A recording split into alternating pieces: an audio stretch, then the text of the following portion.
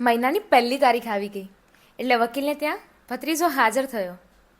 હવે વકીલે કેસેટ મૂકી. સ્ક્રીન ઉપર કાકા દેખાયા. તે કહેતા હતા, મારા વહાલા ભત્રીજા, હું એક ગરીબ મા બાપનો દીકરો હતો.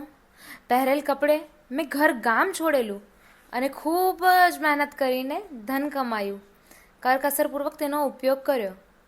હું અબજોપતિ થયો છું. કોઈ લોટરી લાગીને હું લખપતિ નથી થયો, પણ પરસેવો પાડીને ખૂબ જ શ્રમ કરીને હું કમાયો છું. મારા વકીલ મિત્ર સાથે આજે તારે મારા બીજા જૂના મિત્ર પાસે જવાનું છે અને 1 મહિનો તેની સાથે રહીને એ જે કામ સોંપે તે તારે દિલ દઈને કરવાનું છે. ભત્રીજો વકીલની સાથે કાકાના જૂના મિત્ર પાસે ગયો તો ત્યાં તેણે શું જોયું? કાકાના જૂના મિત્ર 75 વર્ષના હતા, પણ ખરા તડકામાં ખાડા ખોદી વાળ કરવા થાંભલા ઊભા કરી રહ્યા હતા.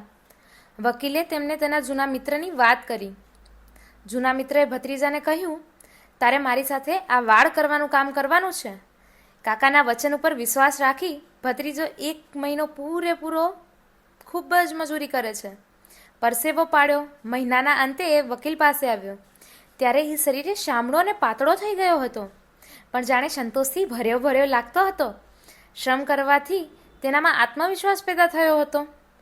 વકીલે કહ્યું, ભત્રીજા, તારા કાકાની આ પહેલી ભેટ. શ્રમ કરો ને સંતોષ મેળવો. તને કેવી લાગી?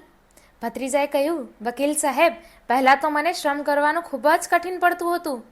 મન દઈને જેમ કામ કરતો ગયો તેમ મને કામમાં જ આનંદ મળવા લાગ્યો. આવો આનંદ મેં આજ લગી સુધી નથી જોયો કે નથી મેં માણ્યો. ભૂખ લાગે અને જમતો અને એ ખાવાનું એટલું મીઠું લાગતું હતું કે પહેલાં હું જ્યારે પકવાન જમતો ને તો પણ એટલી મીઠાશ નથી લાગતી.